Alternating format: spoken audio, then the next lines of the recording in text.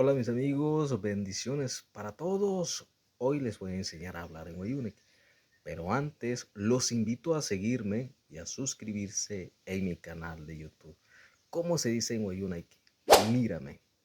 Mírame en Wayunek se dice pirracatamen. Pirracatamen. ¿Cómo se dice? Háblame. Háblame. Háblame en Wayunek. Pashahatamen.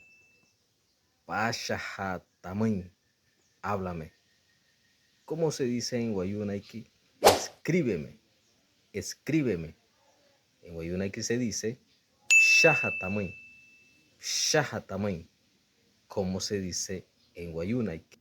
Llámame, llámame en Wayunaiki se dice Punahataya, Punahataya. Llámame. Para más traducciones en Wayunaiki los invito a seguirme y a suscribirse en mi canal de YouTube.